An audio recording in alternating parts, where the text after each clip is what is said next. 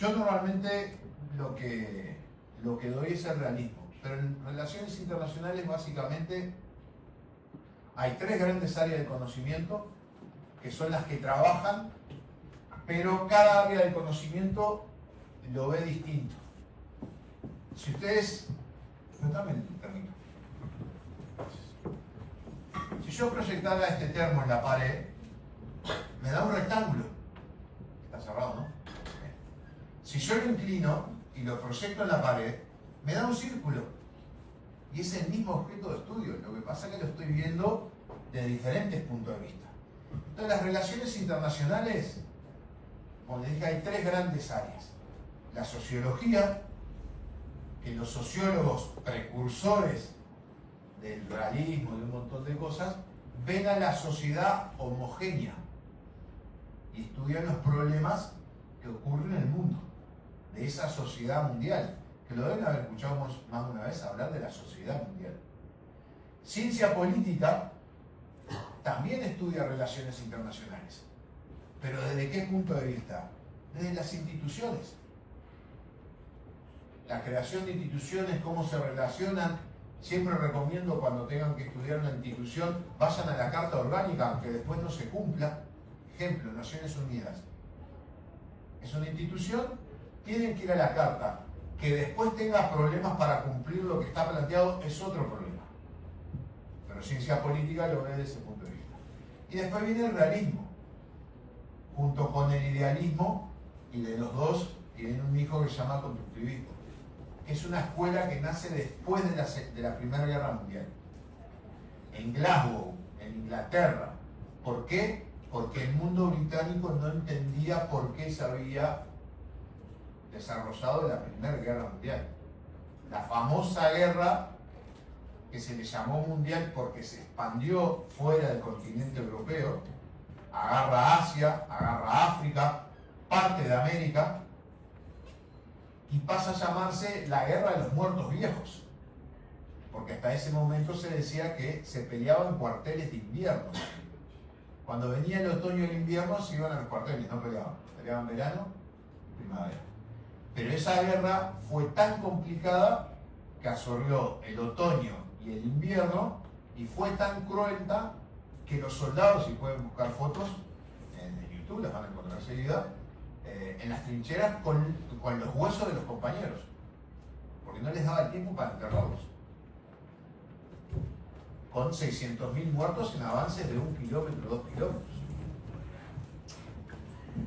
Ese trauma a nivel mundial lleva a crear una cátedra que empieza a estudiar el realismo, el idealismo, y después por los 70, 80 empieza con el constructivismo. Que en realidad, si ustedes van a los documentos históricos, en el 500 a.C., en la guerra del Peloponeso, Tucídides escribe las historias de la guerra del Peloponeso y hay un diálogo que se llama el diálogo de los medios, que se considera el primer documento de relaciones internacionales, que es un diálogo entre realistas e idealistas. Búsquenlo, no les voy a contar el final de lo que pasó, es muy interesante. Siempre en la clase lo estábamos dando. Y los referentes del realismo, que no quiere decir realidad, por favor. Realismo quiere decir uso de la razón. Como idealismo no quiere decir que sean buenos, sino lo que quiere decir es que hay un componente que entiende que a través de las instituciones e incluyendo a los actores en las instituciones es mejor que tenerlos afuera. Al estar en la institución, teóricamente no se enfrentaría, porque el inicio de la Primera Guerra Mundial, el inicio de la Segunda Guerra Mundial se empieza a dar después de la Sociedad de las Naciones cuando se retiran las potencias porque no logran lo que querían. Entonces, la idea es tenerlos adentro, Naciones Unidas. Que me digan que Naciones Unidas hoy, y no voy a poner un caso de ahora, pero en el 78 el representante de Camboya tenía cargo en la Asamblea General y habían matado 1/3 de su población. Los habían sacado a caminar, murieron casi 1,5 millones de personas, de 3 millones que eran. Estuvieron caminando desde el 73 hasta el 77. Zona selvática, dando vueltas, ¿verdad? Iban muriendo. y tenían cargo en Naciones Unidas.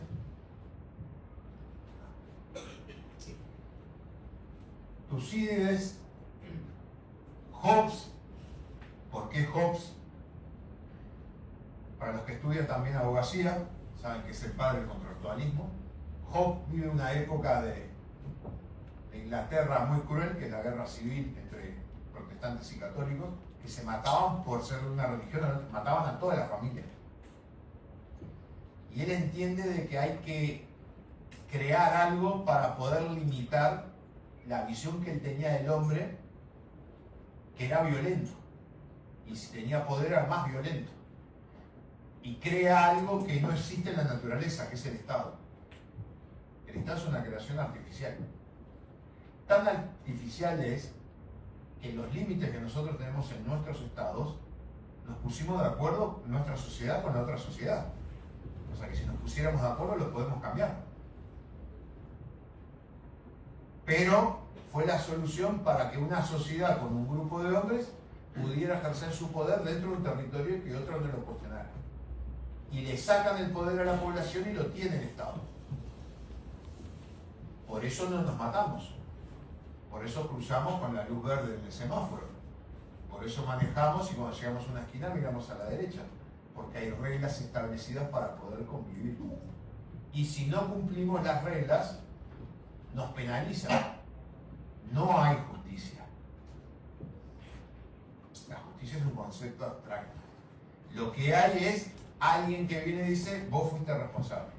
Como fuiste responsable, tenés que hacerte responsable de los daños que ocasionaste. Reparar los daños, porque cualquiera que haya tenido un problema sabe que la reparación de daños no vuelve a la situación original. Y para muchos eso no es justicia. Morgenthau, 1953, escribe un libro llamado Política entre las Naciones, un largo camino hacia la paz. Es el libro, es la Biblia del realismo.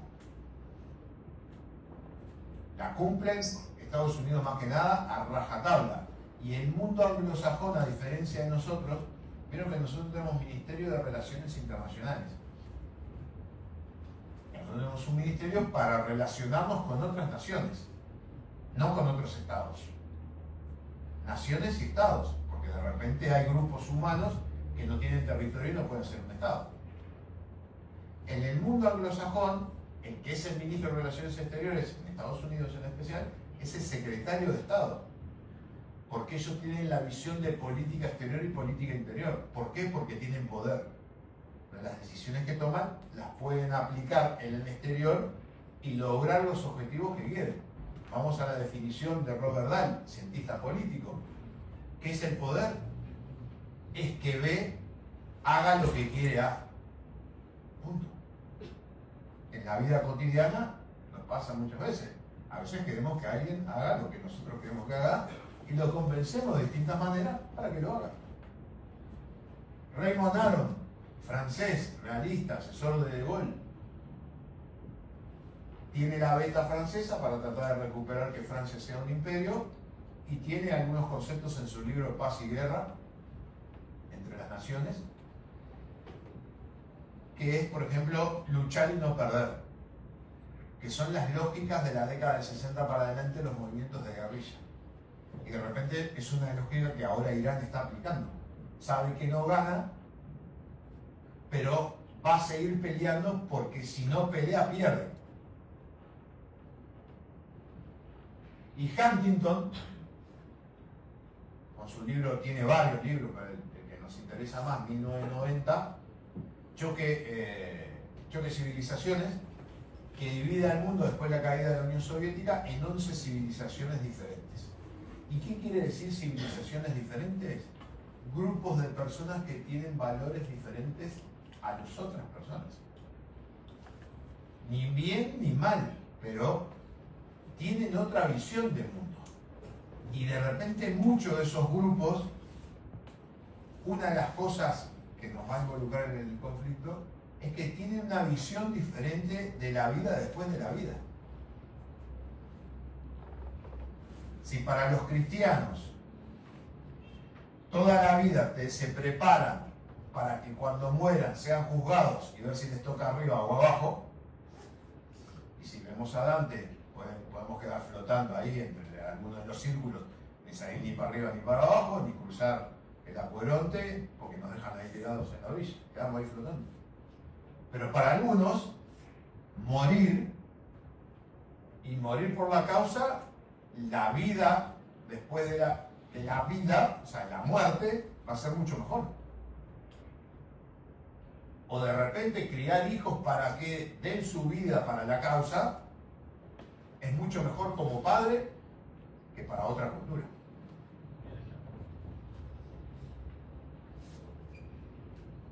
Ah, venía funcionando bien. A ver. Billy. Dale. Ahí. Ahí. Entonces, dale, entra. Sin miedo, sin miedo. No te vamos a prender fuego.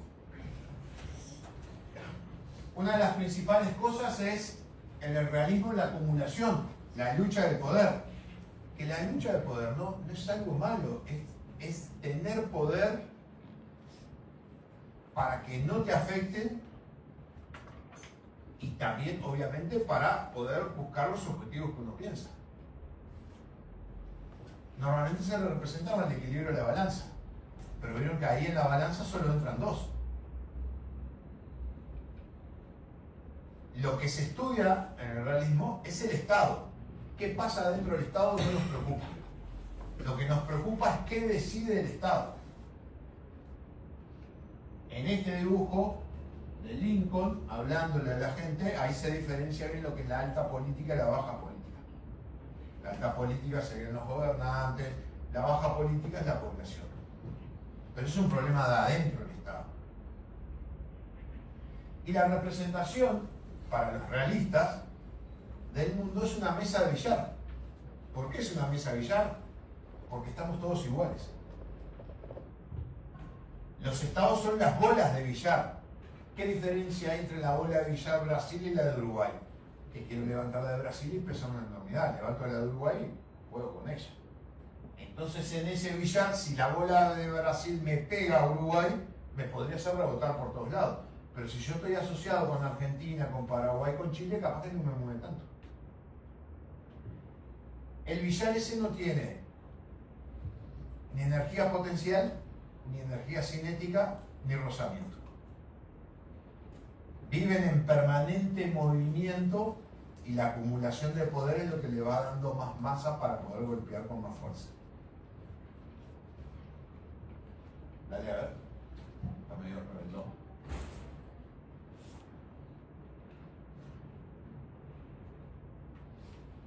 Dale, de verdad.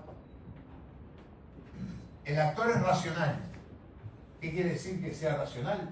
Que se mueve por interés. Y la palabra interés no es una mala palabra.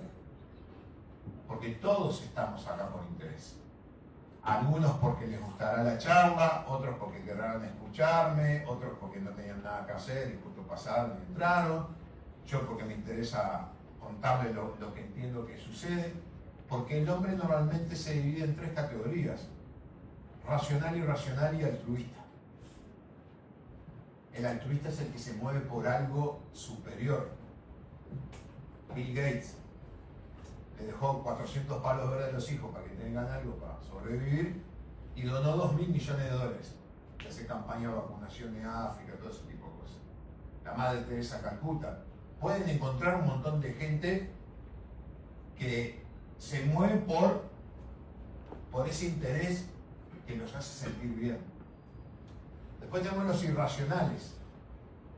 El irracional normalmente es la persona que resuelve los problemas diferente al resto de la sociedad, que normalmente los llamamos locos. ¿Por qué? Porque no comprendemos cómo razonan, cómo piensan. Y siempre hago la misma pregunta: ¿dónde es el lugar que se concentra más gente en la calle? Bueno, ahora está todo lleno, pero antiguamente en Tres Cruces era donde había más gente durmiendo en la calle. ¿Por qué? Porque si les pasaba algo tienen un sanatorio a 2 minutos. Salvan su vida en forma inmediata. Entonces son locos pero no bobos. Y después estamos todo el resto, los racionales, que nos movemos por interés. Y que de repente hacemos cosas por interés y no nos damos cuenta. lavarse los dientes. Nadie piensa, si no me lavo los dientes, qué problema tengo, si me lavo los dientes, qué beneficio tengo. Lo hacemos en automático, pero está relacionado a algo, a nuestro interés, a nuestra salud.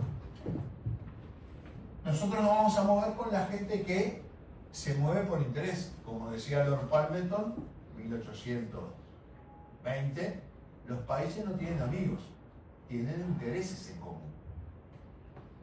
Entonces va a pasar, como pasó, caso, si quieren más contemporáneo, la Junta Militar Argentina, anticomunista a muerte, recibía apoyo de la Unión Soviética cuando se enfrentaba contra Inglaterra.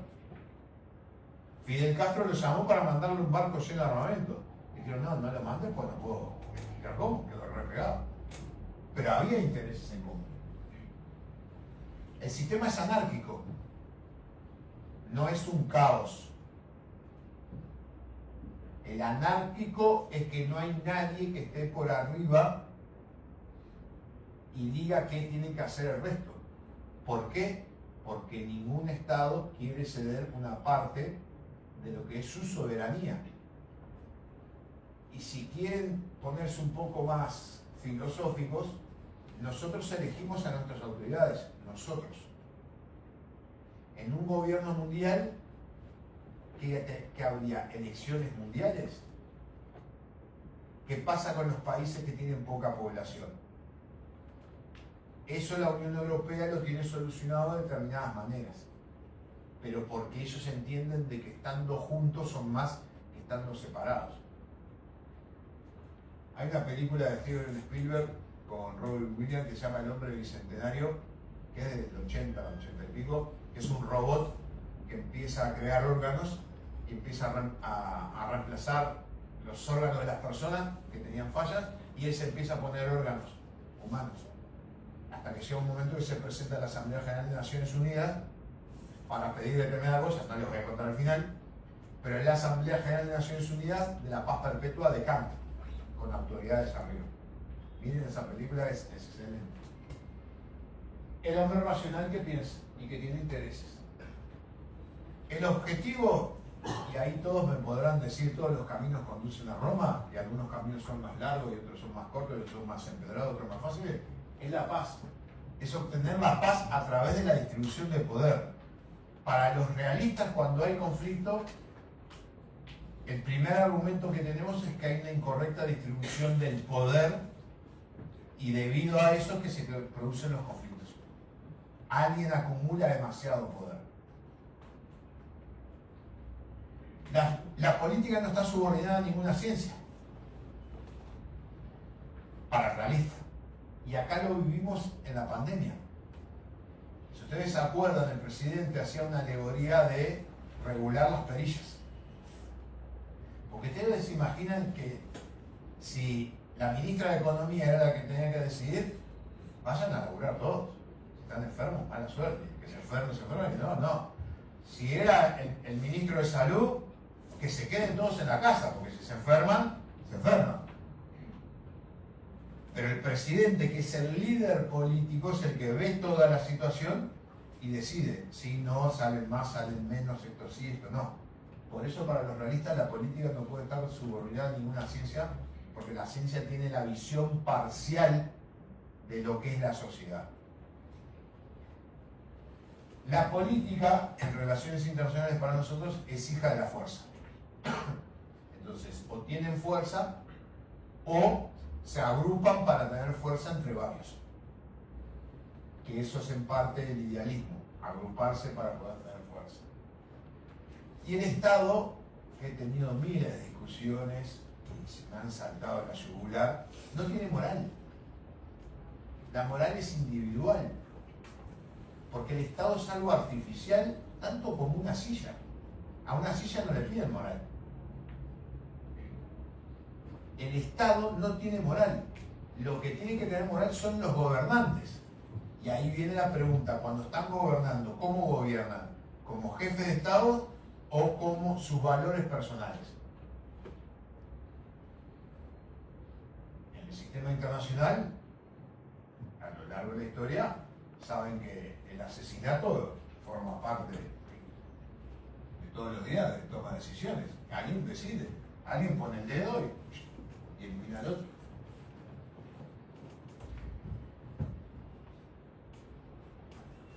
Ya aproximándonos un poco a lo que vamos a hablar, la guerra es un conflicto social, porque es entre hombres, no es entre máquinas. Todavía no llegamos a la parte de Terminator, vamos a ir, pero por ahora sigue siendo entre hombres. Y como les decía, se puede ver en la ciencia social, la ciencia política o teoría de las relaciones internacionales. Como es un conflicto social, cuando estamos peleados con alguien, tenemos dos soluciones. O lo solucionamos entre los dos o lo solucionamos con un tercero. El problema del tercero es que los dos tienen que dar el visto bueno para que lo que resuelva el tercero sea aceptado. Y en la sociedad internacional no hay un tercero. Porque capaz que hoy dice para un lado, capaz que mañana dice para el otro. Los conflictos sociales se resuelven por correlación de fuerza, como les decía, porque no hay un tercero imparcial que arbitre. La guerra es un conflicto social.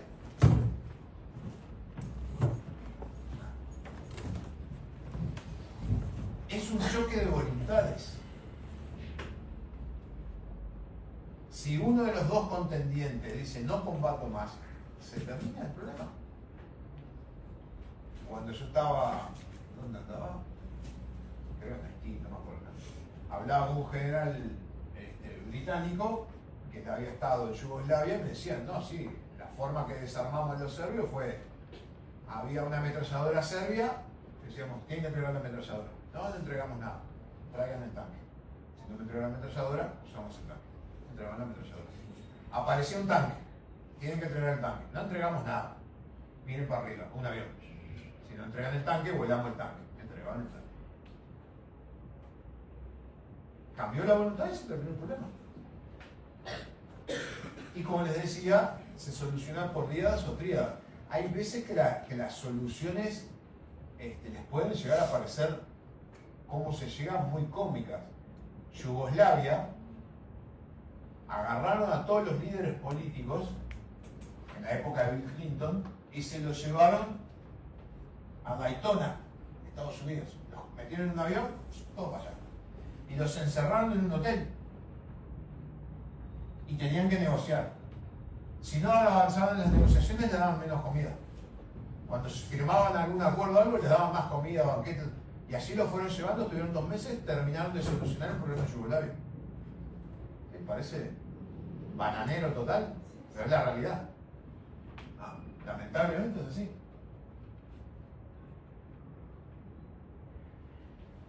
Cualquier guerra o cualquier conflicto o cualquier estado plantea una estrategia. Esto a nivel empresarial. Pero normal, las empresas al día de hoy aprenden de la Segunda Guerra Mundial, de los estados mayores de la Segunda Guerra Mundial. Planificación, recursos humanos, comunicaciones. Queda un montón de gente que movió millones de personas. Fíjense que en el desembarco del día de Normandía desembarcan 120.000 personas en 4 horas. Y en esas 4 horas después tenían que venir la segunda oleada. O sea, la primera tenía que salir de la playa, vivos o muertos. Había que darles uniformes nuevos, darle de comer, ver que los que se habían muerto había que separarlos, los heridos había que llevarlos, reemplazar el material. Todo eso había que planificarlo con 1.500 barcos enfrente de la costa, enfrentándose a otro ejército. Todo eso después se va al mundo empresarial. Entonces, una estrategia es un patrón de decisiones, se organiza para esas decisiones, abarca todos los niveles de la empresa, define la naturaleza, intenta lograr la ventaja, determina y releva el propósito organizacional. Es un plan de acción que se diseña para alcanzar una meta. Cada cual tendrá su plan de acción, cada cual establecerá su meta. Eso va de acuerdo a las necesidades y al interés de cada uno. Normalmente todo el mundo dibuja el plan de arriba. Cuando arrancan tienen la realidad abajo. Entonces, cuando yo planifico la estrategia, es un camino de cosas buenas y malas. Las buenas las trato de maximizar, las malas las trato de minimizar. Y esto es un pequeño organigrama de lo que se llama el poder del Estado, que normalmente está dividido en 5 partes: en lo político, en lo económico, en lo psicosocial, en lo militar y en lo científico-tecnológico, que afectan al hombre, a la tierra y a las instituciones. Como es una fórmula de multiplicación, ¿qué no puede pasar? No es una suma, es multiplicación. ¿Qué no puede pasar? ¿Que haya cero? Que haya un cero.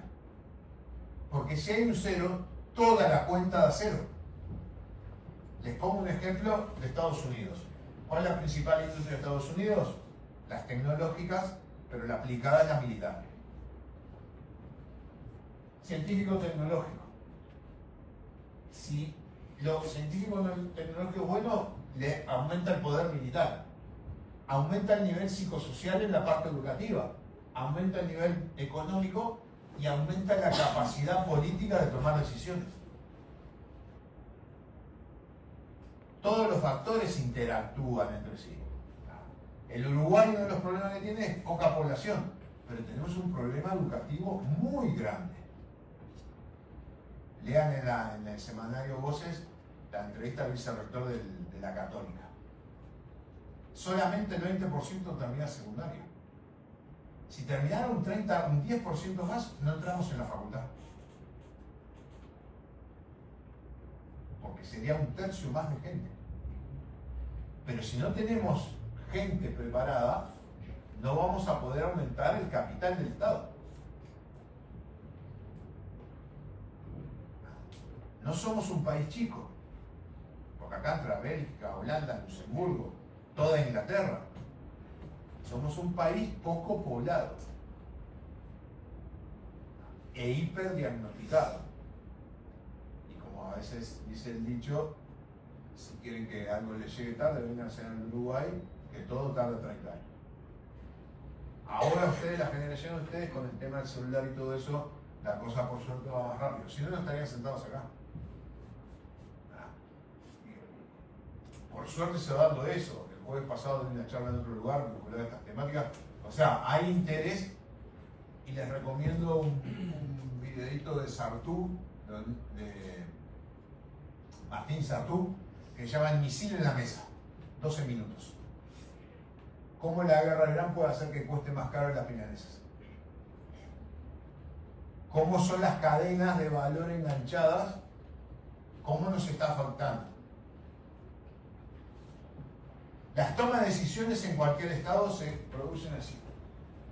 El político está arriba, o presidente o el máximo cargo, decide estratégicamente, o sea, toma la decisión política, se interpreta estratégicamente, se interpreta en la parte estratégica para poderla hacer militar, se hacen los planes militares y después se actúa en el terreno.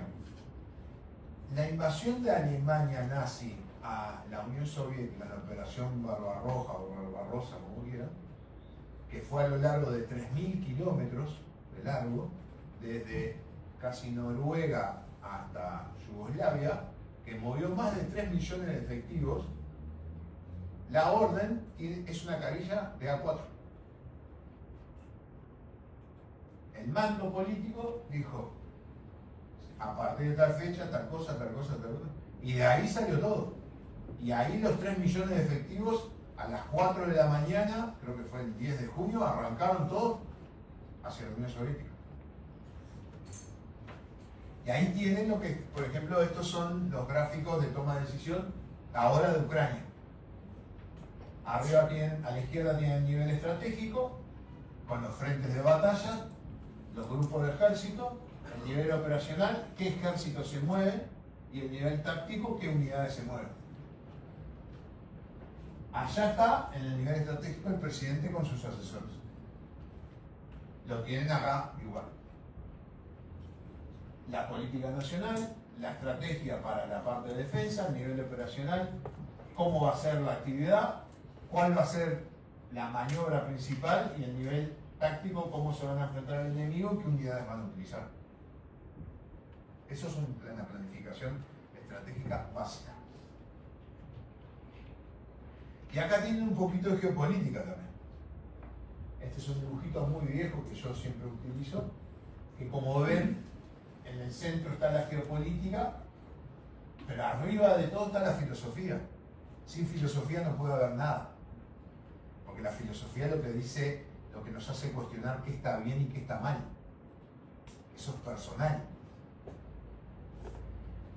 Si siguen las noticias, hace unos días renunció el director de terrorismo y contraterrorismo de Estados Unidos, el señor Kent. Una persona con 20 años de experiencia militar, fuerzas especiales, 11 operaciones, 11 campañas, participó en 11 campañas.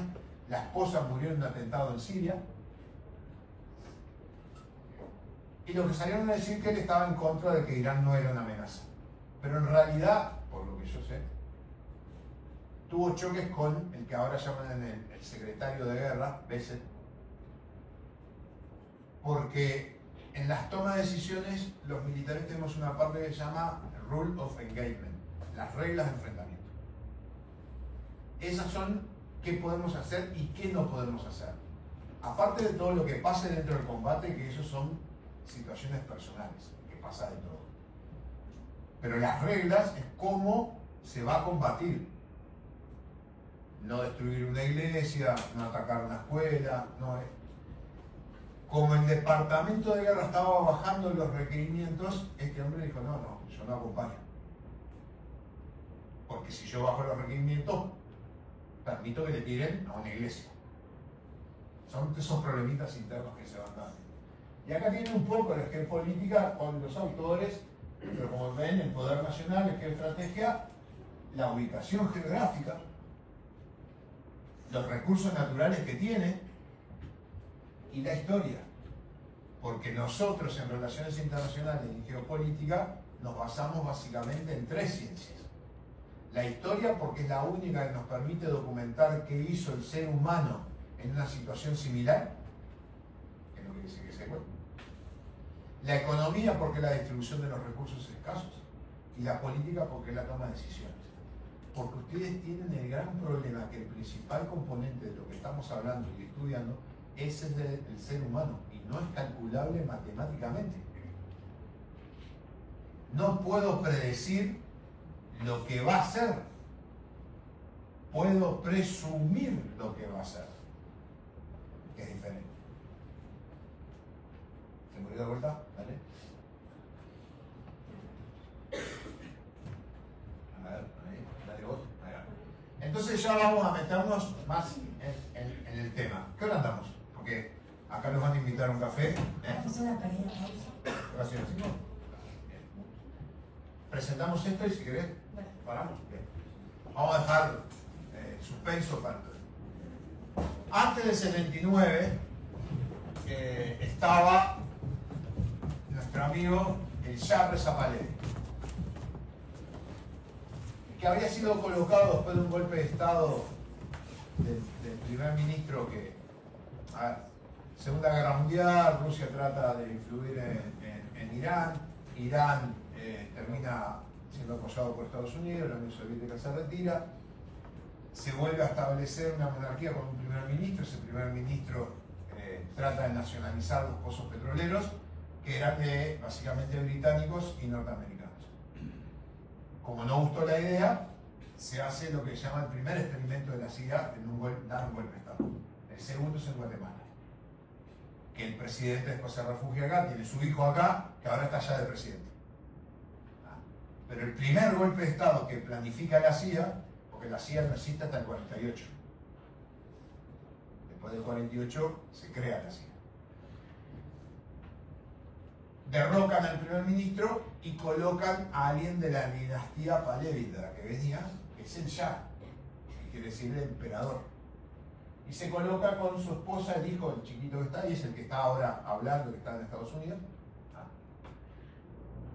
apoyado por Estados Unidos. Que para muchos, lo que lo van a derrotar, Estados Unidos era el gran Satán. Pero a su vez en la región estaba el pequeño Satán, que es Israel, que Estados Unidos lo empieza a apoyar a partir de 1973, cuando en la guerra de Yom Kippur, y estaba Kissinger de secretario de Estado. Antes de eso, si ustedes buscan documentales, van a ver que el equipamiento y el armamento israelí era o británico capturado de los árabes o francés. Recién en el 73, ahí Estados Unidos empieza a intervenir. Lo llamaban el hijo de Satán. Y acá aparece el Ayatollah Khomeini, que es un líder religioso, que ya ahí tenemos una diferencia de lo que estuvimos hablando. Sus decisiones pueden ser irracionales, porque la religión es irracional. No hay prueba, no necesitamos prueba. Uno cree en algo y punto. Y si es una religión, cree en algo y punto. Cuando cae el Shah de Irán, el objetivo pasa a ser Israel. ¿Por qué? Porque según el discurso del líder religioso de Irán, ocupaba un lugar sagrado para los musulmanes, es de cultura occidental, es una democracia, y era gente que había venido la mayoría del extranjero, de otros lugares, después de las persecuciones en Europa. O sea, las movidas empezaron prácticamente en principio del siglo XX con los pogroms en Rusia, en Europa Oriental. O sea, toda una serie de movidas. Lo que va a pasar es que el Ayatollah, que ahora vamos a explicar qué corriente religiosa profesa, porque eso, para mi punto de vista, marca tomas de decisión, después de que hace una coalición para derrotar al Shah, elimina a todo aquel que no era religioso. Elimina a los grupos políticos, elimina a los estudiantes, elimina a los intelectuales y se queda con el grupo religioso liderando y los adherentes al grupo religioso, que venía de un periodo del Shah de Irán con una policía secreta, desapariciones, tortura, bueno, todo el combo que ustedes se imaginan.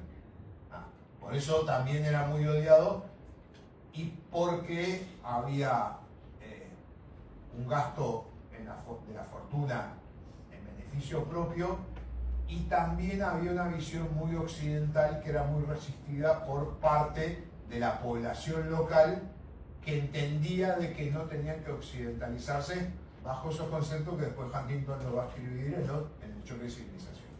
En el año 79 se produce la caída del Shah de Irán y se establece un régimen religioso como poder del Estado, que hace una constitución que es excepcional, 332 artículos, una constitución tipo francesa excepcional, donde ahí es mentira que figure de que el Estado de Irán quiere hacer desaparecer al Estado de Israel.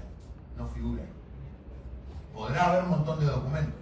Eso que están viendo ahí es la Plaza Palestina, en Teherán, con un reloj con cuenta regresiva, donde supuestamente en el 2040, fíjense en qué fecha, en el 2040 tendría que desaparecer el Estado de Israel, y en el 2048 China tendría que recuperar Taiwán. Para los que lleguen entre el 40 y el 48 van a estar divertidos, prepárense porque la cosa viene agitada. Apretá un poquito ahí.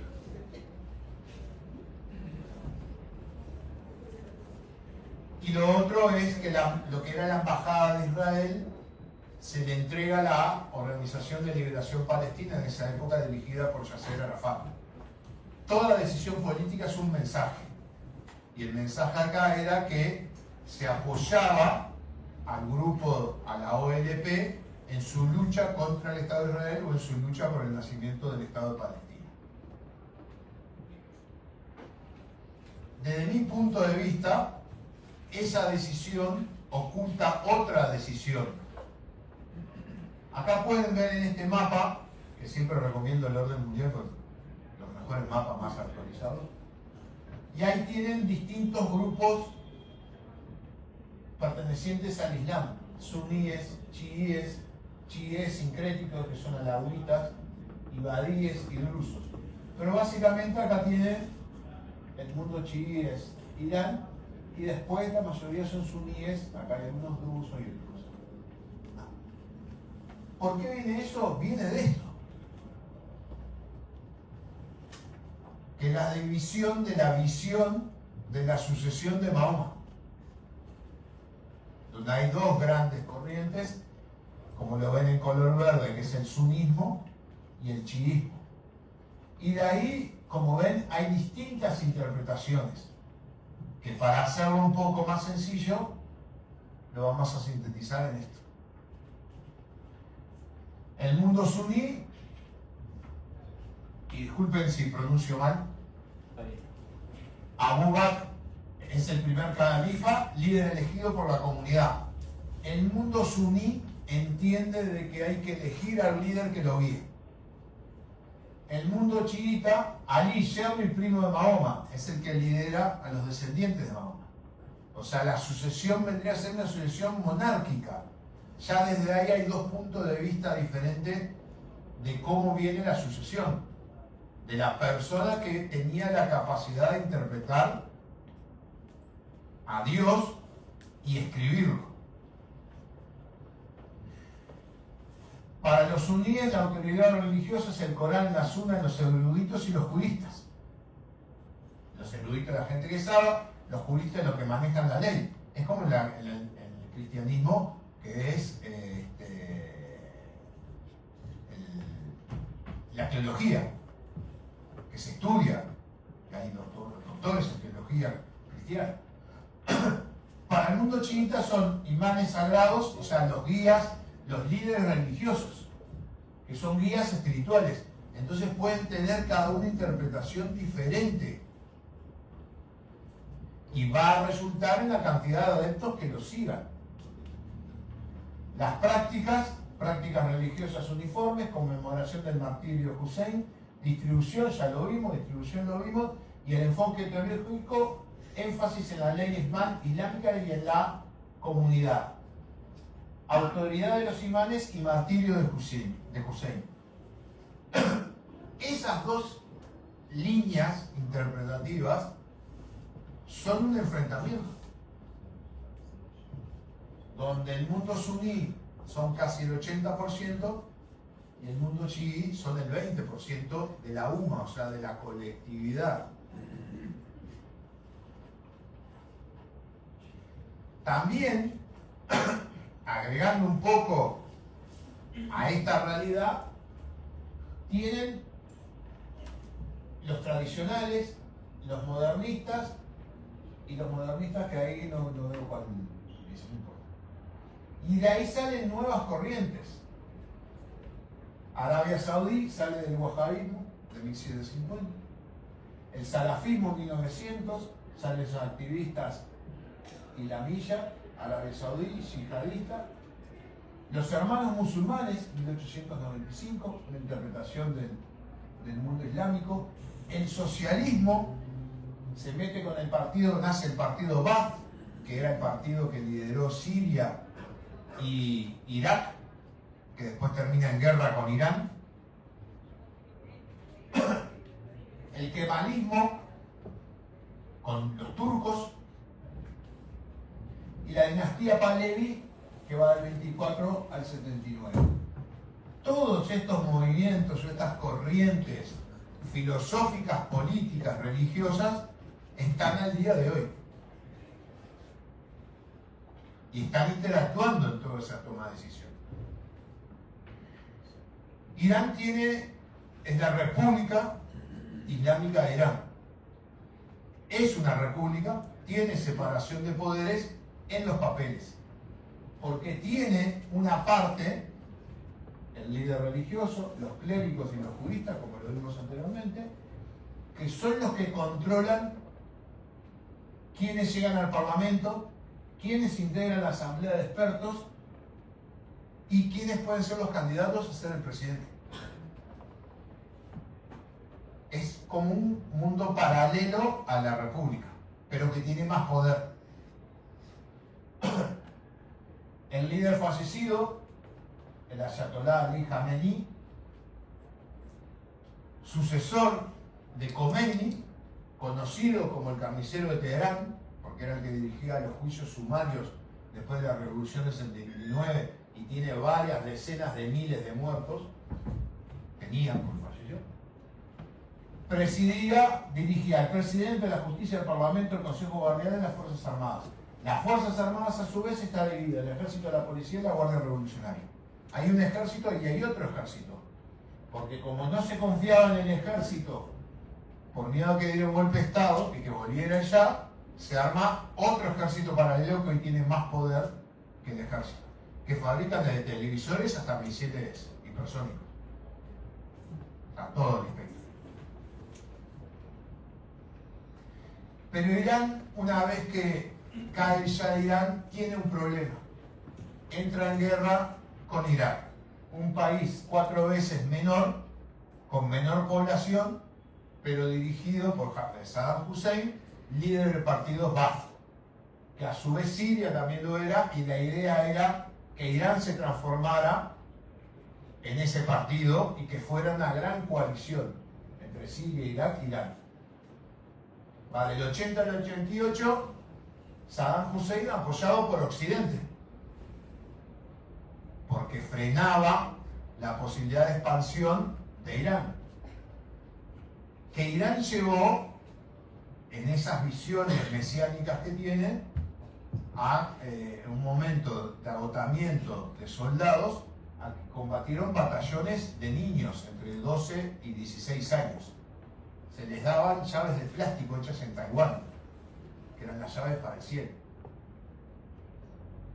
Para que vean un poco el perfil de lo que está sucediendo ahora. Y también hubo un uso muy grande por parte de Irak, con los kurdos en especial, contra Irán, del uso de armas químicas.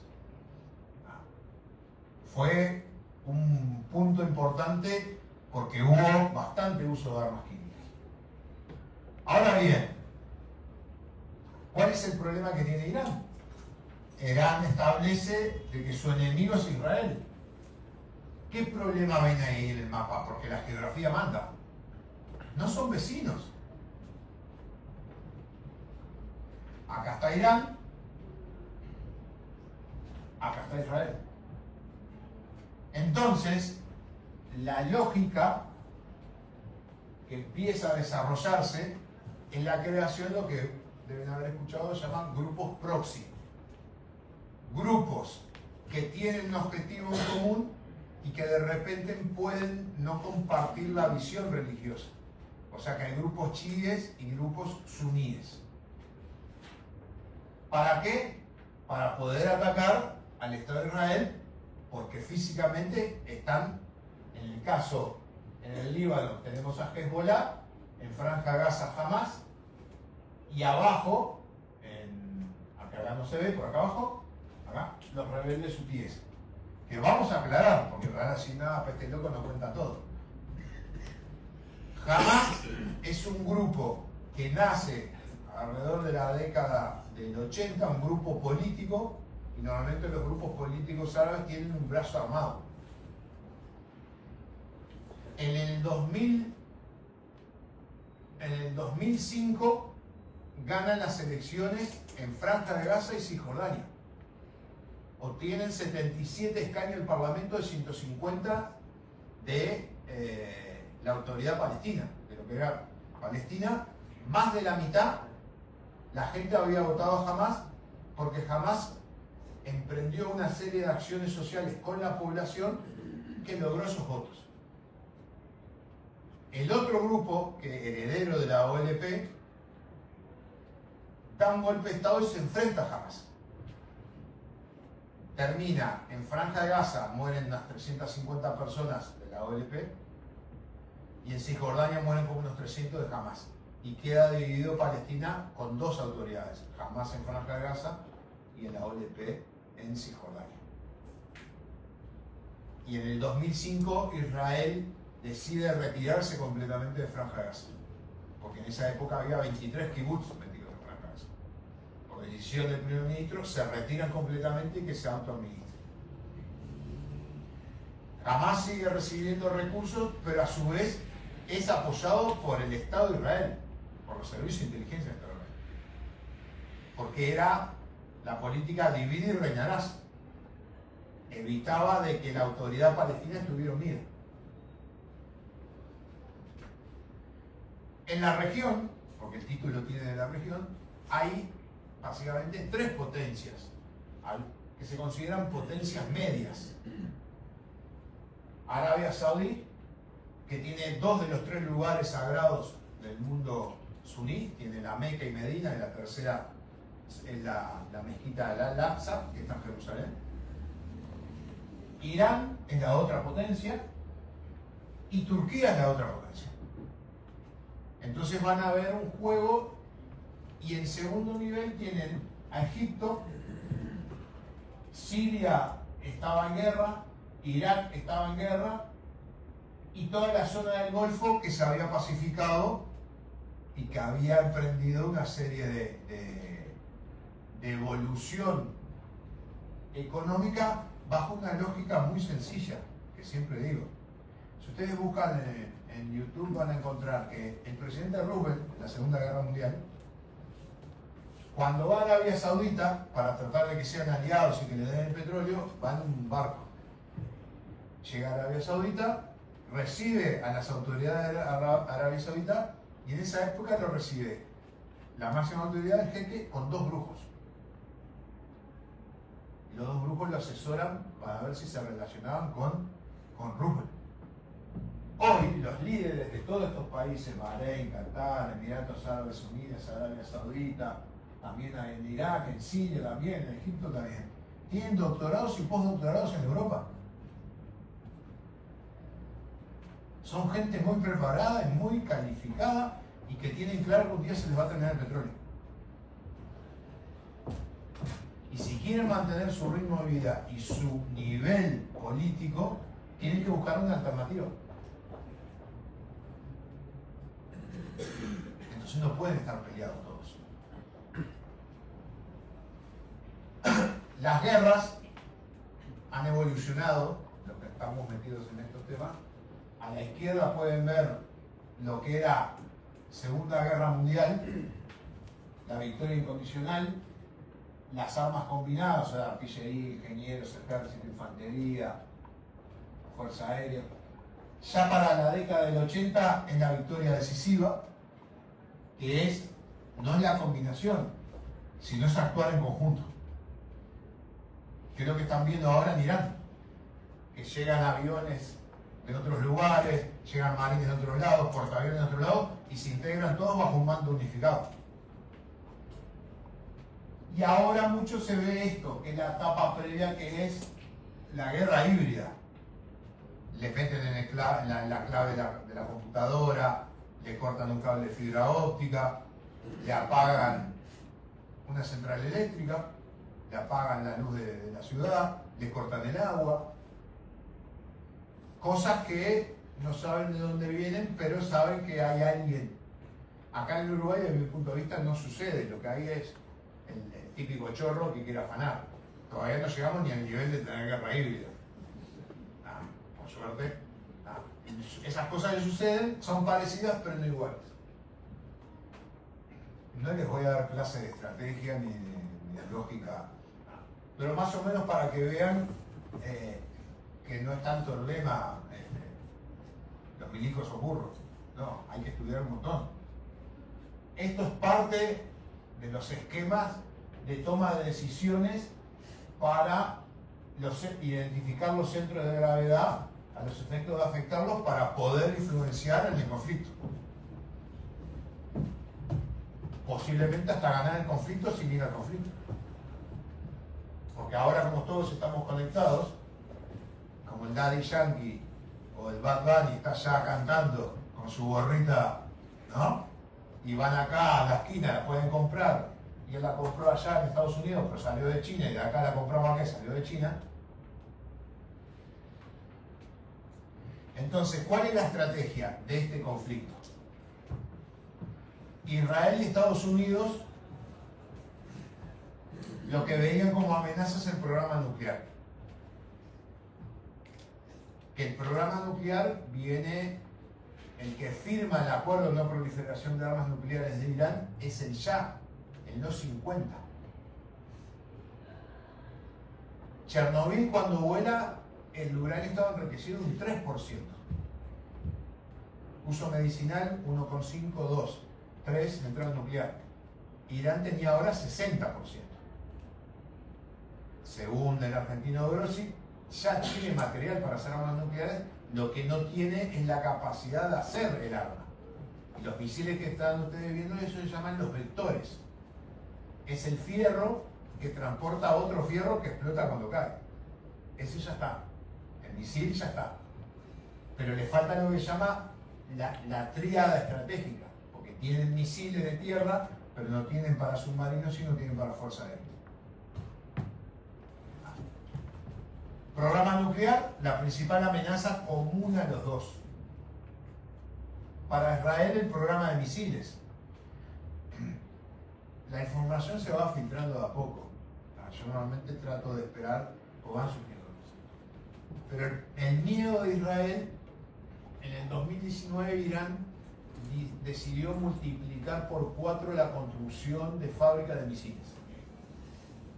Si fabricaba 1000, para el 2020 podía fabricar 4000.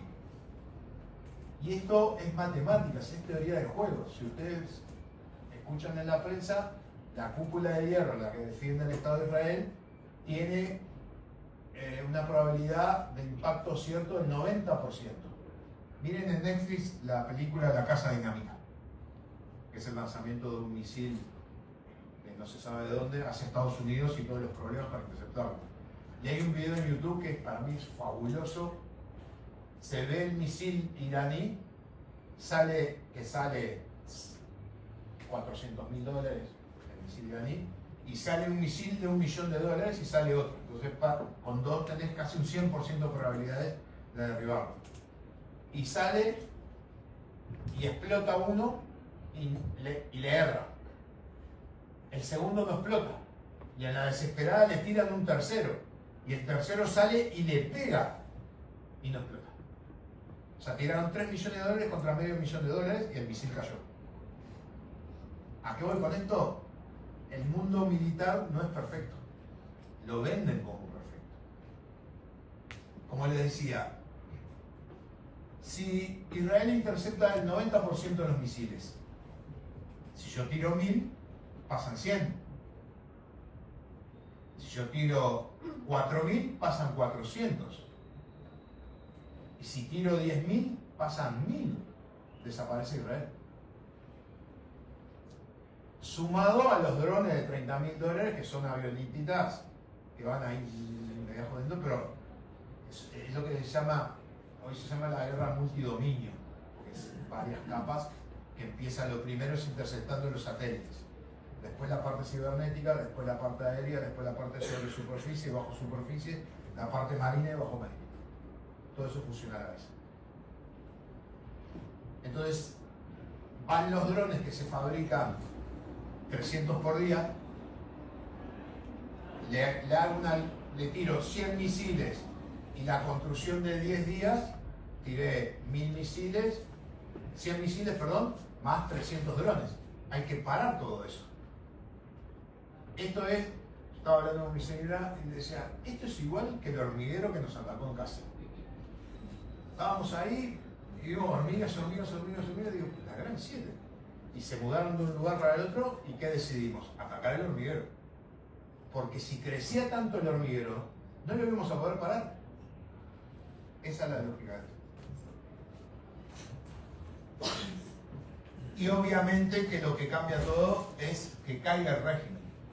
Que como ustedes saben, en enero una manifestación por problemas económicos, que se habla entre 20.000 y 40.000 muertos que los mataron en la manifestación, identificando líderes.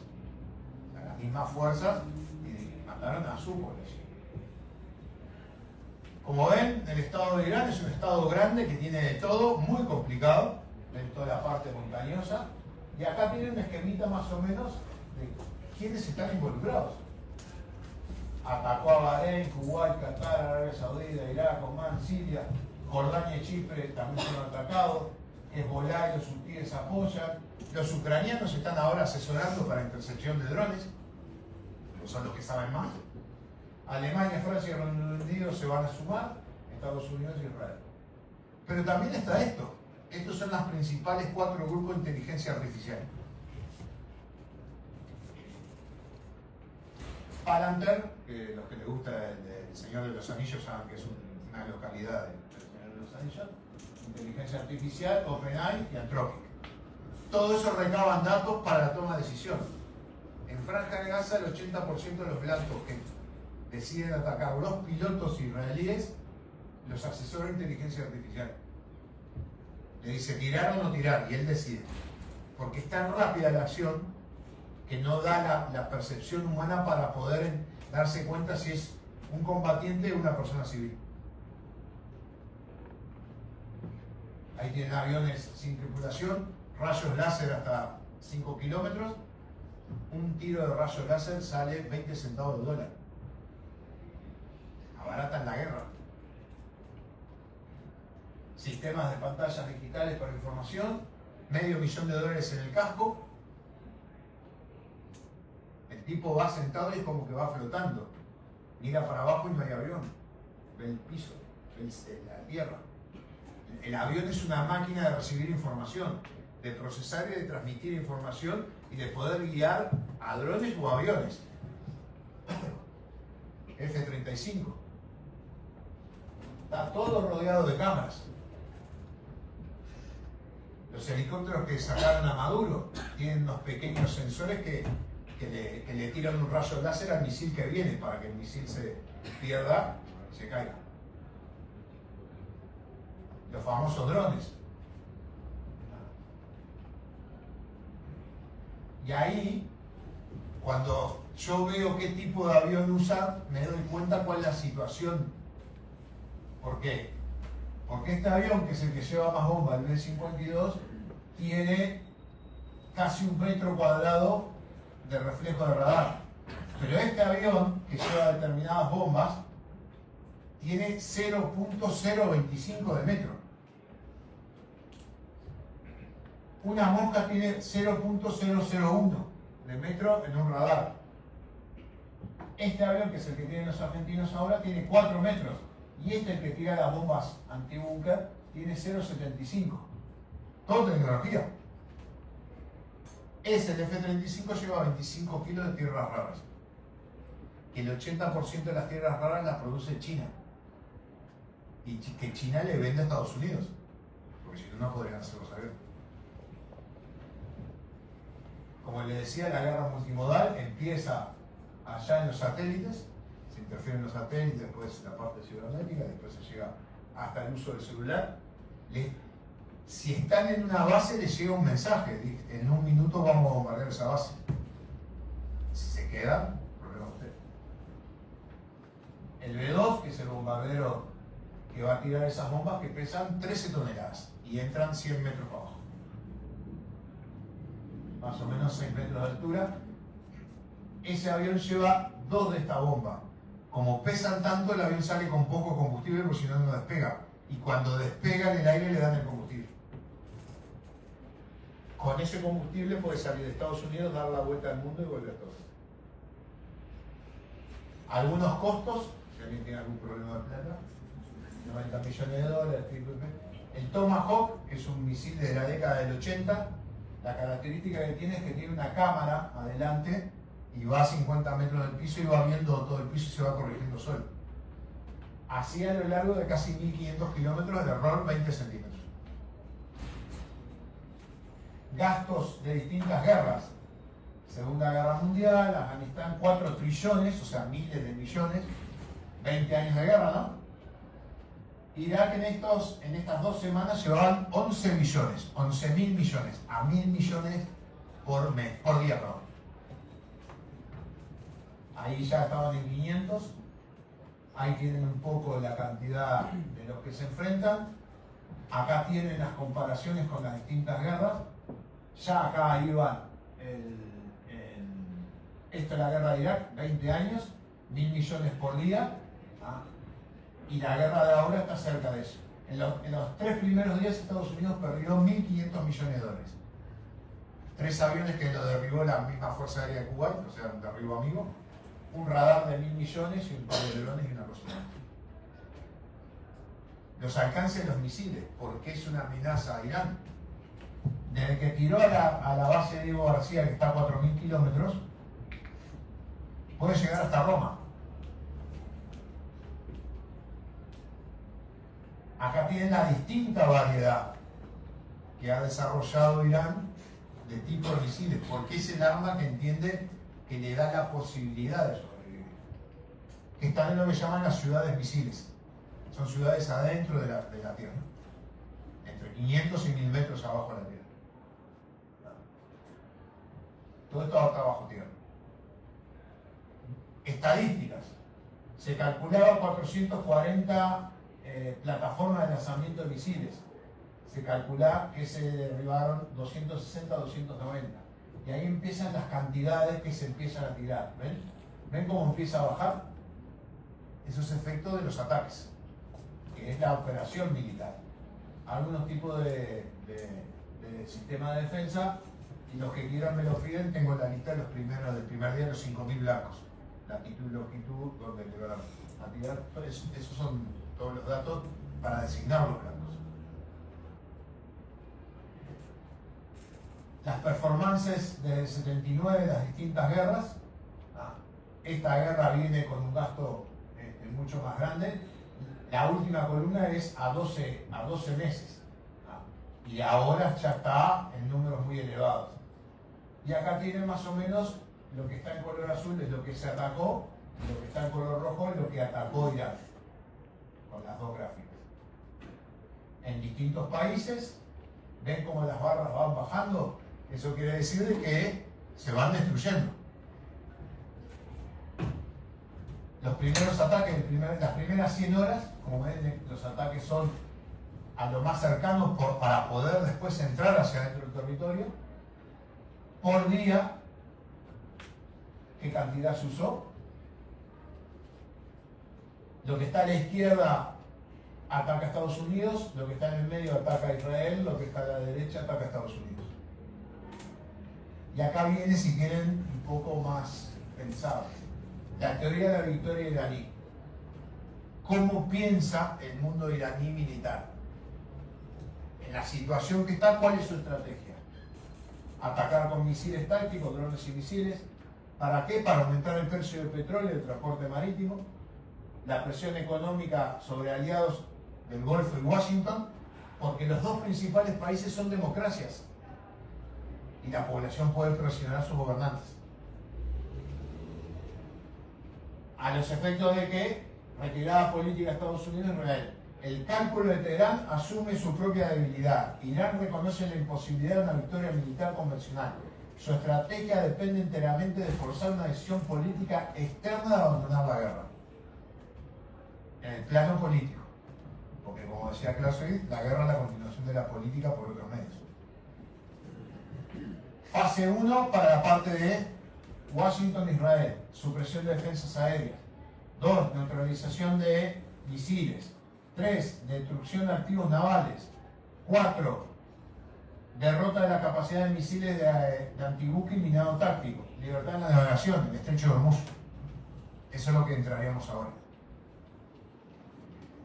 Y el mito de la reserva. Muchos dicen, no, se están guardando cosas para usarlo al final. Irán mantiene sus misiles más avanzados en reserva. Si fuera cierto, lo que está sucediendo es que no puede desplegarlos. Porque cualquier cosa se mueve, le tiran. Fase de supervivencia. Si guarda sus misiles y no los puede utilizar, ¿para qué los guardó? Y después la fase del comando. Operaciones de retención requieren comando SC-12, comando de comunicaciones. Rusia y China le están proporcionando información satelital. Punto. Asume el hijo del líder asesinado. ¿En qué situación? Fuerza bruta, en estado de emergencia, clérigo nivel medio, mandato de guerra, alineación absoluta con militares.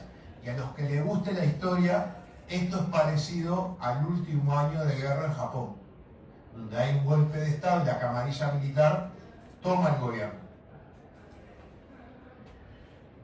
Presión externa, presión interna, la asamblea de expertos, el líder que no aparece, y después esto es cómo se calcula la escalada horizontal, afectando la geografía, la economía y la política. Teóricamente todo eso se planifica antes. Que después la decisión política sea otra, o Trump diga lo que sea, o es otro problema. Sin rampas salidas ideales, Estados Unidos debe elegir entre el control ilusorio a largo plazo o asumir el costo político inmediato. Redoblar la apuesta militar o una retirada estratégica. Esas son las opciones que hay, no hay más. Después todo el resto del discurso. Evaluación del camino B, asumir una pérdida limitada antes del colapso estratégico. En el corto plazo, costo político alto, en el largo plazo, beneficio estratégico. Crítica feroz de la administración por dejar el trabajo a medio, costo reputacional temporal de retirar las fuerzas de la región. En noviembre hay elecciones en Estados Unidos. Y lo más seguro pierde el control del Congreso. En octubre hay elecciones en Israel. Y el actual primer ministro está por 2 votos, por dos diputados.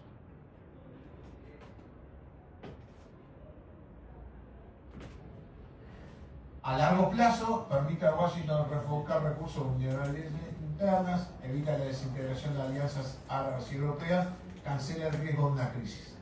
No existe una rampa de salida dorada. La decisión estratégica más astuta es absorber la penalización política hoy antes que la sangría regional se vuelva irreversible. Los recursos no restados, petróleo, gas y minerales. Irán tiene otras vías de salida para su recurso principal, que es el petróleo, que es lo que ven en línea naranja, que van para Turkmenistán, que van para Irak.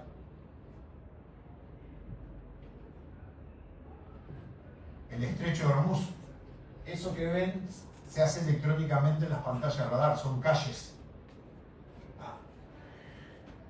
Unos 30 kilómetros, para mí van a ocupar la isla de Kesh, Hormuz y Darak y Henan para evitar el ataque de misiles hacia acá. Yo no creo que haya minas puestas, porque yo fui segundo jefe de un barraminas. Ponía minas y sacaba minas ahí. Las minas son bobas, son baratas. No diferencia qué tipo de barco. Si son de contacto, no diferencia. Si son magnéticas, no diferencia. Si son inteligentes, ahí uno podría seleccionar. ¿Por qué digo esto? Porque si yo coloco eso, ni los barcos chinos pasan. Una cosa es atacar con misiles, que puedo ver qué barco es, de qué bandera es, y lo ataco. Pero otra cosa es si siembro todo. Porque si ahora dicen que van a dejar pasar barcos, es que no hay minas.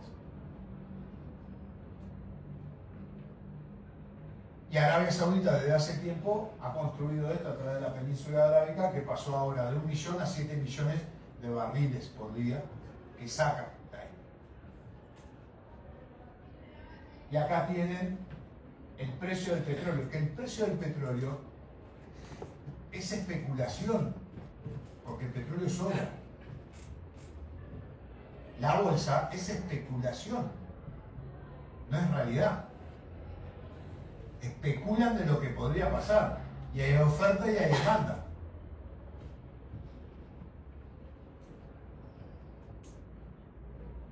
Las razones para cerrar: el principal proveedor de Irán es China, por eso no puede cerrar el estrecho con minas. Y acá tienen el precio del petróleo en distintos momentos de la historia, cómo ha picado, ha subido y ha bajado. En todos picó y volvió a bajar. Entonces lo que uno mira es la proyección larga, no el momento. Va a subir todo, porque muchos se van a llenar los bolsillos, las costillas nuestras, y después va a bajar, y no nos van a devolver la plata. Así de sencillo.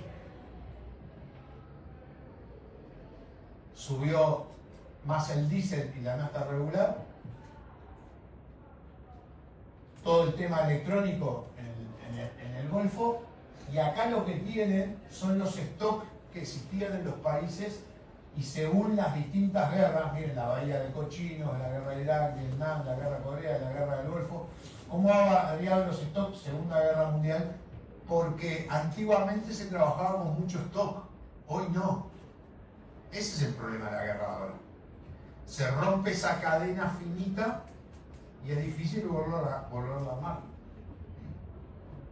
No hay vuelos sobre Irán. En el 17, como ven, China era el 26% y pasa a ser el 90% de la venta de Irán, porque le compra más barato porque está penalizado. Lo mismo hace con Rusia. Le compra a Rusia porque no la puede vender en ningún lado. Entonces dice, yo te la compro, pero más barato. No, pero el precio internacional sí, pero vos no lo puedes vender. Y ahí tienen la cantidad de vuelos, cómo cayeron cuando empezó el conflicto el 2 de marzo y empieza porque Qatar estaba perdiendo $1 millón por minuto. Por todo el tema turístico.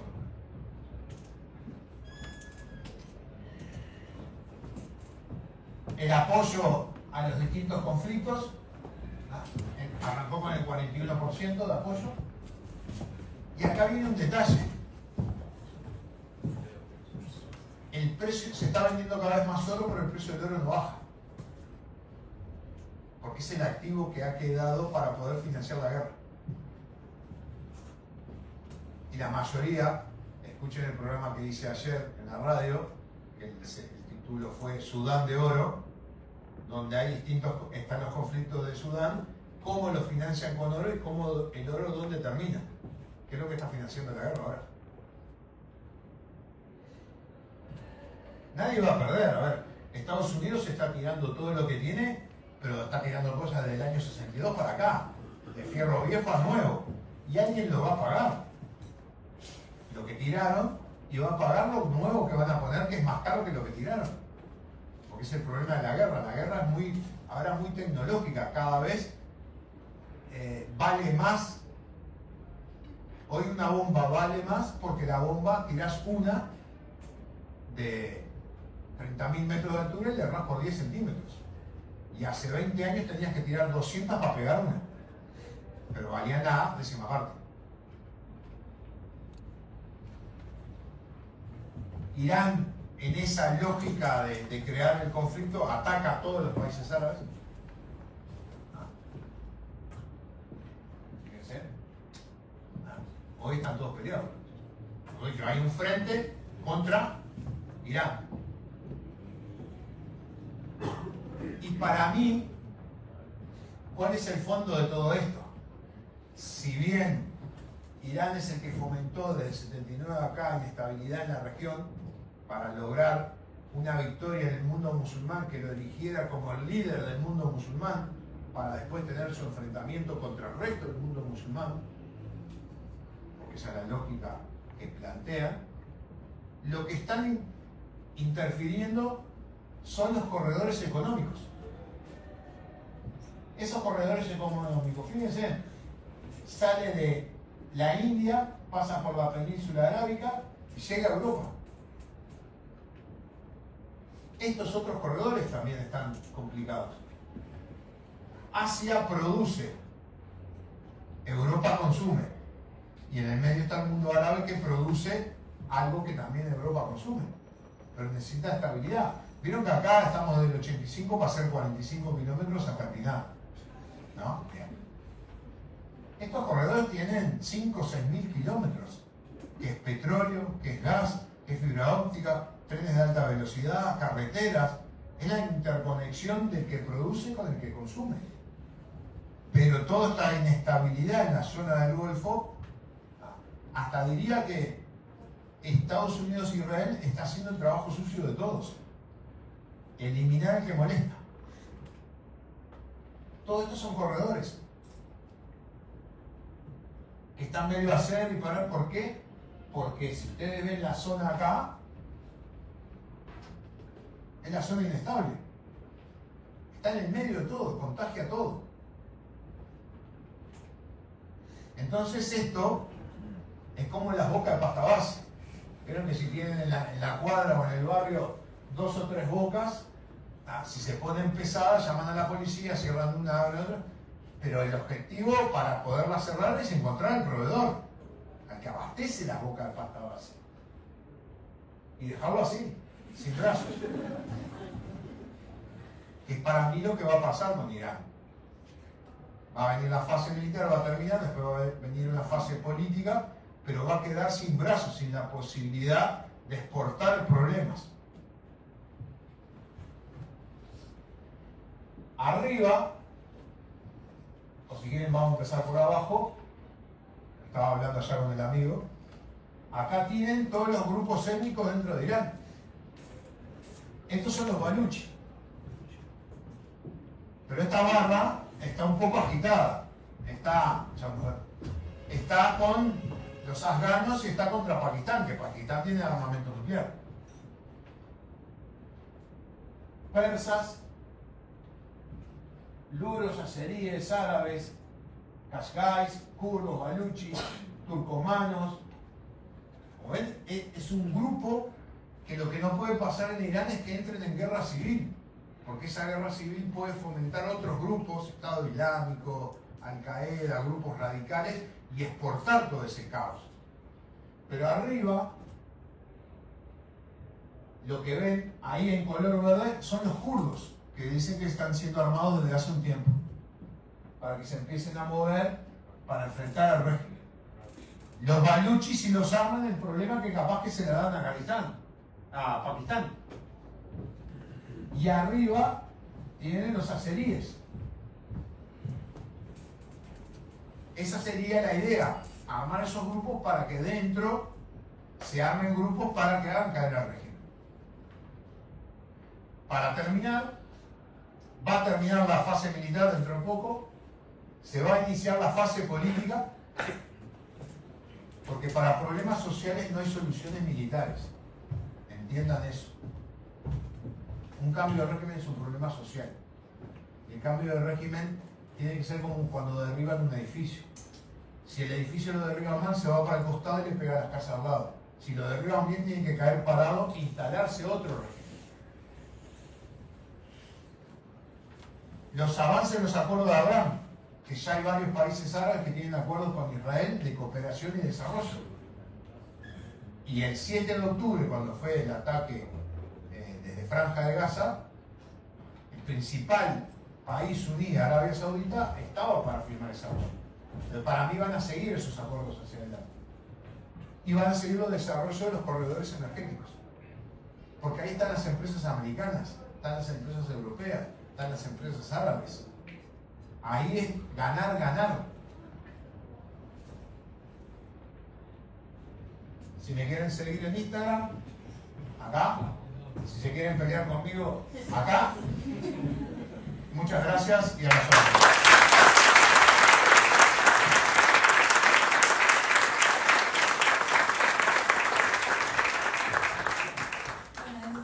Agradecerle al máster Ricardo Barbosa por la disposición que tuvo siempre con nosotros y por la grata charla del día de hoy, y también al señor embajador Qatar y a todo ese equipo por su presencia. Muchas gracias, y a los que les interesa este tipo de jornadas, tenemos un espacio en verdad para preguntas. Vamos a hacer por lo menos 3 o 4 preguntas. Pero amigos no, vos sos amigos.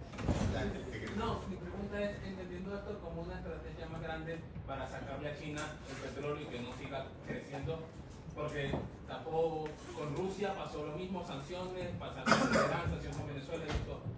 Mi pregunta es, ¿a quién se le ocurrió esto? O sea, ¿a qué miembro del equipo de Donald fue de la idea, vamos a sacar estos puntos estratégicos para frenar a Rusia?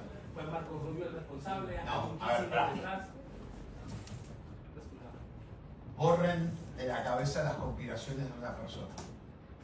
Por ejemplo, Marco Rubio pertenece a los neoconservadores, que es un grupo de intelectuales que nacieron en el Partido Demócrata en 1970 y después se fueron a Estados Unidos y tienen la visión de la America Great Again, o sea, el modelo americano, la construcción de la nación americana, difundir la democracia, aunque sea invadiendo estados. Obama ya declara como principal amenaza a China. Kennedy en 1960 le reclamaba a la Unión Europea que pusiera más plata en la defensa de la OTAN. Lo que pasa que lo que vos tenés es con Donald Trump es que él le pone el acelerador a un montón de cosas y como viene del mundo empresarial no le preocupa el mundo diplomático, porque Estados Unidos siempre es diplomacia y palo, sacar la diplomacia, palo directo, y si ves la lógica de él es cuando él negocia en el medio te ataca para debilitarte, para traerte a la mesa de negociación de vuelta. El problema que va a tener con el mundo iraní es que la lógica iraní funciona diferente. Pero no son conspiraciones de un momento. Hay muchos centros de pensamiento que dan líneas de pensamiento y los presidentes la van tomando, no. La gran crítica a Bill Clinton es que no le prestó atención a Al Qaeda y toda su gente. Que le mostraron y dijeron, miren que vamos a tener un problema y no le prestó atención. O sea, Bill Clinton bombardeaba a Libia cuando tenía problemas para ir a declarar por lo de Mónica Lewinsky. Después no le importaba un comino nada. Pero lo que ha habido es un proceso que China tiene una estrategia a fortalecerse. La globalización nace sin estrategia porque es el mundo empresarial que lo que busca es aumentar la masa consumidora. No importa cómo. Y en la pandemia se vio eso. Porque cuando vino la pandemia, un montón de laboratorios que estaban establecidos en Estados Unidos y Europa pasaron a China. Y cuando pudieron algunos hacer sus vacunas, se preocuparon de su población. Y lo que estás viendo es hay como una estrategia de frenar y de reacomodar rápidamente todo. Porque el problema de Irán es que ya llegó a un borde tal que es lo que les decía. Matemáticamente, si Irán seguía produciendo la cantidad de misiles que producía, ese 8% que iba a pasar el escudo alcanzaba para destruir a prácticamente todo Israel. Es matemática. Te peleas con una hormiga, la matás. Te peleas con el hormiguero, te van a picar. Entonces, son proyecciones de largo plazo. Son visiones de largo plazo que nosotros no estamos acostumbrados. Por eso, normalmente yo no replico ni me preocupo en lo que pasa en el momento. Trump dijo la doctrina Monroe porque inventó el nombre. Y la prensa la agarró y le gustó. Y no tiene doctrina, no tiene nada. El jueves estuve en una charla y le decía, no se enojen, pero yo de Trump saqué el año pasado 3 frases. Una, la democracia no se lleva a punta pistola, le dejo un West Point, mató 50 años en política americana. 2, no se gana una guerra defendiéndose. Entonces lo de Ucrania, que en 3 días tiraron 800 patrios en Irán y en 4 años tiraron 600 en Ucrania, es que la intención que yo asumía es válida. La idea no es derrotar a Rusia, es debilitarla y que se rinda, para integrarla después en la Unión Europea. Pero vos no podés integrar a alguien que lo derrotaste, que lo humillaste. Y la tercera es que a América Latina no le interesa. Y si vos ves todo el accionar de Estados Unidos, desde que existe, llega hasta la costa de Colombia y de Venezuela. Y como siempre he preguntado, cuando todos me salen, no, porque la doctrina Monroe, ¿leyeron la doctrina Monroe? Son 4 carillas. Ahora en las clases de Estados Unidos que estamos dando, en la próxima vamos a ver las partes más importantes. Y no dice lo que muchos dicen. Monroe lo que dice es América para los americanos, Europa para los europeos, y no cuestiona las colonias europeas dentro de América. Antillas holandesas, Antillas francesas, Jamaica, Belice, todas continuaron. Entonces, son procesos más prolongados, que también lo que tenés es una puja electoral entre Rubio y Vance, que Vance es MAGA, o sea, adentro de Estados Unidos, y Rubio es conservador. Para mí ya la ganó Rubio, con lo de Venezuela y Cuba. Acá no lo ves tanto participar. Entonces, el reordenamiento mundial es, volvimos al siglo XIX, los que están con el poder de veto de Naciones Unidas son los que deciden.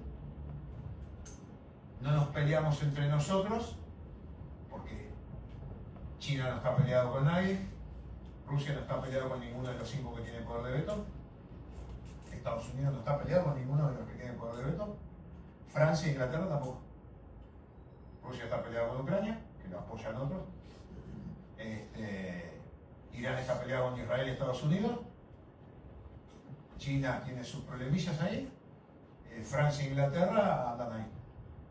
Y entre ellos se arreglan. Lo que para mí hay un retroceso de China. Ahora no es tan fácil. Porque todos estos conflictos a China le benefició, que le compra el petróleo barato a Rusia, que le compra el petróleo barato a Irán, que le compraba el petróleo barato a Venezuela. Pero si vas a las áreas de influencia, loco, vos en la tuya, vos en la tuya, vos en la tuya. Vos, habéis preguntado. Dale. En realidad lo hablaste un poco, pero sí, o sea, me pensaste tanto que tengo dos preguntas, que sería, ¿qué riesgo tiene el comercio, como por ejemplo lo que vos mencionaste vos, y para la gente, por el mercado financiero, como el precio del petróleo, como mencionaste, y cómo afecta a Gaza y a Líbano el tema de la gente, porque toda la guerra está pasando acá nomás, entonces, bueno, ahí nomás, entonces termina afectando, quiere que no, a la gente, No hay duda. del pueblo. No hay duda. El problema que vos tenés es que a vos te preocupa la gente y de repente a algunos dirigentes no le preocupa a la gente. Son objetivos políticos. ¿Por qué matan a un bebé israelí? Porque en el futuro puede ser un soldado israelí. ¿Por qué matan a un anciano israelí? Porque fue un soldado israelí. Esa es la visión. Algunos la comparten, otros no la comparten. Entonces, por eso yo te decía lo del choque de civilización de Huntington. Las visiones que hay. Lo que puede ser para nosotros correcto, para otros incorrecto. La moral es individual. Y el tema comercial, como siempre dicen, el dinero es cobarde. Siempre huye a los lugares que sean más beneficiosos y a lo largo del tiempo se va a arreglar. Porque, por ejemplo, cuando termine la guerra de Ucrania, se va a gastar 600.000 millones de dólares y 40 años para recuperar el país. ¿Alguien lo va a pagar? Capaz nosotros estamos afuera de todo, ¿no? Pero si vos ves todas las negociaciones, siempre la plata aparece. ¿No? Y todo esto que están gastando 1.000 millones de dólares por día, alguien lo va a pagar, lo que se tiró, y alguien va a pagar lo que se construye nuevo. ¿Que nos gustaría de repente que fuera destruido de otra manera? No hay duda, pero no tomamos la decisión nosotros. A ver, yo lo que no quiero es esconder lo que pasa. Me gustará o no me gustará, pero está pasando. Y mi obligación es tratar de entender por qué pasa. Mi opinión personal es mía personal y me la guardo yo. Pero no voy a salir a hacer un peregrinaje, vamos en lucha de... Lamentablemente pasa. ¿Alguien más? ¿Una pregunta más? ¿Seguros? Bueno, os asusté o lo expliqué demasiado bien. Les agradezco mucho. Esto no termina acá. No solo en las acciones, sino después en lo que es recolectar información, cosas tan sencillas como en tal reunión no estuvo tal general, y eso marca algo. Y eso se va a saber con el tiempo, y ahí el tiempo va a dar claridad, y bueno, para mí no va a haber tercera guerra mundial cuando le sirva a nadie. A nadie. De repente uno de los grandes problemas de Irán con el armamento nuclear es que el líder del Estado es un líder religioso. Entonces no sabemos si escucha el de arriba o el de abajo. Sí. A veces hay una pregunta. Dale. Cuando nos hablan del gran Satán, Sí. a nosotros nos hace un poco de risa, ¿no? Pero hasta qué punto ellos lo usan en el sentido metafórico, como demagogia para el pueblo, o realmente creen. No, hay muchos que lo creen. Porque A nivel de cúpulas. sí. La cúpula iraní cada vez está siendo más radical y más religiosa. Sí. Radical en lo militar y más religiosa. Lo que pasa es que vos tenés culturas que te educan desde que nacés a que esos son los valores correctos. ¿Y quién soy yo para decirle que está equivocado? Ese es el problema. A veces en algunas zonas de Medio Oriente daría la impresión de que están en la Edad Media de Occidente. Que en esa época, en la Edad Media de Occidente, prendíamos fuego al que no era cristiano. Sí, por política y religión era lo mismo. Hasta que no vino Darwin y separó la política de la religión, pero ese es el... A ver, y no hay que ser absolutista de que lo mío está bien. Yo cuando estaba en las misiones, la regla básica es no hacer nada que ofendiera al otro, porque el otro no hiciera nada que me ofendiera a mí. Y eso lo hablábamos de entrada y compartíamos un montón de cosas. Y yo creo que la mayoría quieren vivir en paz y tranquilos. Después cuando empiezan los parámetros políticos y los parámetros religiosos, que como dije son irracionales, y como yo te mostré ahí, la influencia que tiene el mundo religioso es muy grande. En el mundo occidental cristiano se redujo con los protestantes y después la Iglesia Católica ha perdido. El ejemplo es, cuando ustedes ven a las mujeres vestidas todas de negro, con los burka, esas son mujeres religiosas. Es como que acá inyectáramos el cristianismo con fuerza y a muchas mujeres las obligáramos a andar como andan las monjas vestidas. Sí, que antiguamente se vestían así las mujeres en la Edad Media. Exactamente. Entonces, por eso, a veces los tiempos históricos son interesantes para comparar. Pero yo iba a decir otra cosita. Esto obviamente da para... la Tercera Guerra Mundial. No le sirve a nadie y el problema es que a través de las redes eso vende y factura. Yo trato de ser leal de obra y de pensamiento, entonces no necesito meter un titular y por algunos me han llamado a un montón de lugares porque no digo determinadas cosas o porque no pongo determinados titulares. No es mi problema. Trato de ser lo más objetivo posible con todos los errores que puedo cometer. Estoy abierto a cualquier discusión. Trato de basarme en hechos y analizar esos hechos para poder entender el porqué, que no quiere decir que comparta el porqué. Capaz que tengo una deformación de haber estado en zonas de conflicto y ver las consecuencias de los conflictos. Y no son agradables. Para nadie es agradable. Y creo que la mayoría quiere vivir en paz, pero... Es que hay de todo, claro.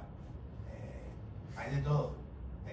Igual, haciendo una línea histórica, cada vez en proporción muere menos gente en conflicto que la población total. Porque en Primera Guerra Mundial murieron 40 millones de personas y había 3.000 millones. Hoy, todo lo que ustedes ven en la prensa, el ataque a Irán, en otra época hubiera sido que medio país era tabla rasa. Hoy atacan 11.000 blancos y la Casa Abado no la destruye. Yo sé que hay lo que llamamos daño colateral. Sucede y va a suceder. Fíjense, habrá tanto daño colateral que Kuwait derribó 3 aviones americanos. Se equivocó el piloto, pensó que eran iraníes, y los derribó a los 3. Será confuso. Pero hoy, la cantidad de muertes, voy a hacer una frase de Stalin: un muerto es noticia, 1 millón es estadística. Entonces, cuando dicen hay 1.100 muertos, 1.100 muertos y atacaron 11.000 blancos, es nada. Para lo que no. En Sudán, en 30 días, querían matar 300.000 personas y mataron 30.000. En 30 días, a 1.000 por día. Como yo estaba allá en Camboya, en Ruanda, por un perro, murieron 20.000 personas en una semana. Porque una familia le comió el perro al otro.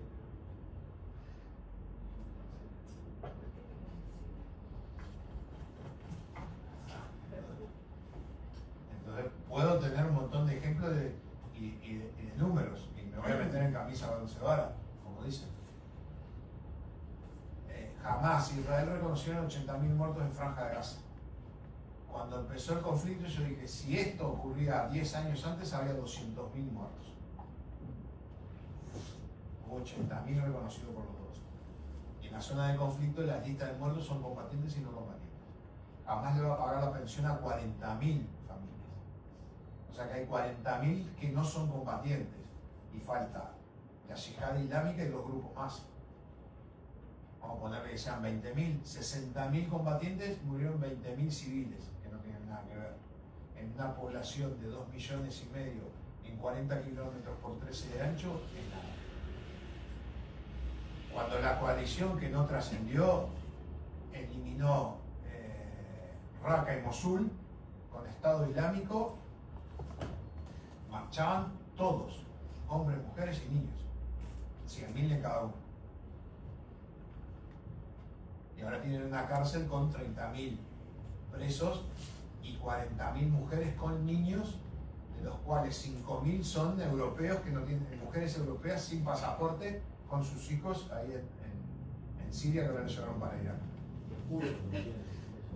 Los tenían los kurdos, ahora los mandaron para Irak. Los están mandando para Irak. Entonces, la cosa es muy complicada. Y como digo, si le metemos ideología, si le metemos política, le metemos religión, es más complicado. Y si todavía lo queremos torcer para lo que nosotros opinamos, es más complicado. Les agradezco a todos. Sí, dale, ¿qué? Rápido. Yo quería preguntar si, a lo largo de la charla establecimos que Trump, para como una forma de negociación, te ataca en el medio para hacerte más débil y después volver a traer a la mesa de negociación. Y también establecimos que el régimen de los iraníes es cada vez más radical. Creo que todos los reportes coincidimos que el hijo de Khamenei ahora está más de línea dura. ¿Qué incentivo le genera eso de volver a la negociación al régimen iraní si ya cuando estaban negociando antes los atacaron? Y ahora es más radical que antes. Que no te desaparezcan totalmente. Pero si son religiosos y creen que mueren en la causa y van a negociar, lo que sea. Sí, pero todos son religiosos, pero no son tarados.